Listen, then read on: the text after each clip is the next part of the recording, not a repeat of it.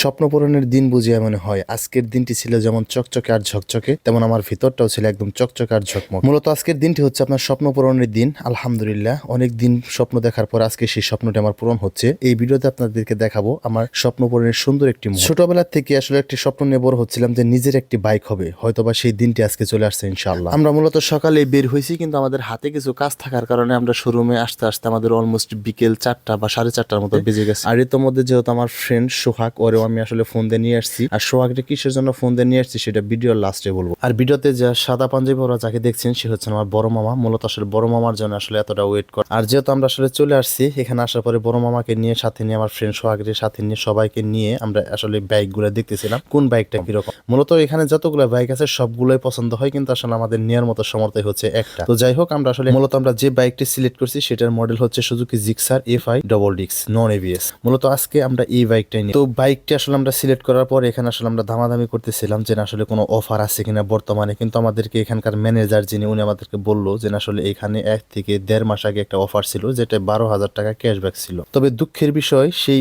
অফারটি এখন আর নেই। তবে যাই হোক, আমাদের যেহেতু আজকে বাইক নিতে হবে সেই হিসাবে আসলে আমরা আর দেরি করতেছিলাম না, যেহেতু আমাদের এমনিতে অনেক লেট হয়, সেই জন্য আসলে আমরা আর দেরি করতেছিলাম না। আর এইদিকে আমার বাইকটা কিন্তু আসলে আমার পিছনে আপনার অলরেডি গ্যারেজে দিয়ে দেওয়া হয়েছে বাইকটা রেডি করার জন্য। আপনারা অনেকে জানেন যে লুকিং গ্লাস আরো কিছু অ্যাক্সেসরিজ থাকে যেগুলো আপনার নতুন বাইকে ইনস্টল করা থাকে না। এর পাশাপাশি আমরা আরো কিছু অ্যাক্সেসরিজ এখানে ইনস্টল করতেছিলাম, যেমন সিলিন্ডার পাইপের আপনার হিটিং কভার, এখানে বাম্পার, আরো আপনার হচ্ছে এইদিকে বসার একটা হ্যাঙ্গার, তারপর হচ্ছে আপনার বাজারের ব্যাগ বসানোর জন্য একটা হ্যাঙ্গার। এই সমস্ত জিনিসগুলো আসলে আমাদের এক্সট্রা লাগানো হয়েছে আমাদের নিজ অর্থে। মূলত এটা গাড়ির সাথে আপনার যে প্রাইসটা সেটার সাথে আসলে যোগ হবে না, এটা আমাদের এক্সট্রা পে করতে হবে। তবে যাই হোক, আসলে চোখের সামনে আমার স্বপ্নের বাইকটা আসলে এখানে রেডি হচ্ছিল, দেখতে আসলে ভালোই লাগতেছিল। তো যাই হোক, আলহামদুলিল্লাহ আমাদের বাইকের কাজ সম্পূর্ণ শেষ। আমরা আসলে যে পার্সেস গুলো এখানে এক্সট্রা লাগাইছি সেগুলো টাকা দিতেছি। টোটাল এখানে 4,000 টাকা হয়েছিল, কিন্তু আমরা 3,500 টাকা দিচ্ছি। এখন আসি বাইকের দাম সম্পর্কে। আসলে এই বাইকের দাম বর্তমান প্রাইস হচ্ছে আপনার 2,50,000 টাকা। বর্তমান প্রাইস আমরা আসলে 2,50,000 টাকা